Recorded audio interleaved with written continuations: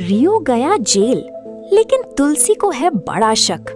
जी हाँ दोस्तों, TV show क्योंकि सास भी कभी बहू थी में आने वाला है एक ऐसा ट्विस्ट जो आपके होश उड़ा देगा।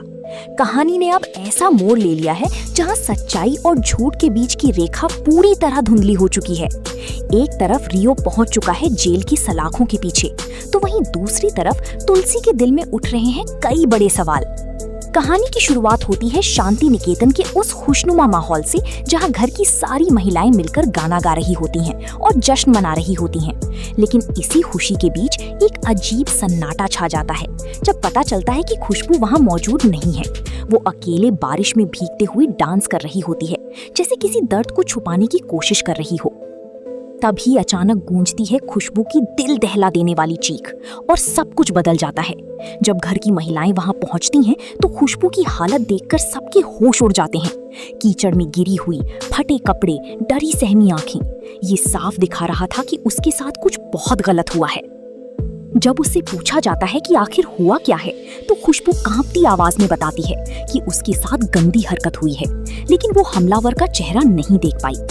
पुलिस मौके पर पहुंचती है, जांच शुरू होती है, लेकिन कोई ठोस सबूत सामने नहीं आता। मेडिकल रिपोर्ट भी पूरी सच्चाई नहीं बता पाती, लेकिन उसके शरीर पर मौजूद निशान इस बात की गवाही देते हैं कि कुछ तो बेहद गलत जरूर हुआ है। अब कहानी में आता है सबसे बड़ा ट्विस्ट। नंदिनी को याद आता है कि रियो ने पहले खुशबू को धमकी दी थी। जैसे ही रियो का नाम सामने आता है, माहौल गर्मा जाता है। रियो खुद अपनी सफाई देने आता है, लेकिन जैसे ही वो खुशबू के पास जाता है, खुशबू डर जाती है और चिल्लाकर कहती है, यही है वो इंसान, यही वही परफ्यूम है। बस फिर क्या था, पुलिस बिना देर किए रियो को गिरफ्तार कर लेती है। लेकिन यहीं से शुरू होता है असली खेल। तुलसी को इस पूरे मामले में कुछ गड़बड़ लगती है। उसे यकीन नहीं होता कि रियो ऐसा कर सकता है। उसके मन में सवाल उठता है, क्या ये सब एक साजिश है?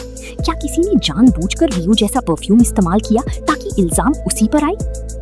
दूसरी तरफ नियति का गुस्सा फूट पड़ता है।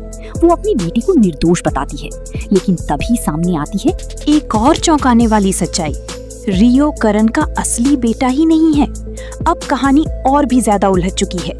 तो दोस्तों, अब सबसे बड़ा सवाल ये है, क्या रियो सच में दोषी है या वो किसी बड़ी साजिश का शिकार बन चुका है? क्या खुशबू कुछ छुपा रही है या वो खुद डर की साए में जी रही है? और आखिर इस पूरे खेल का मास्टरमाइंड कौन है?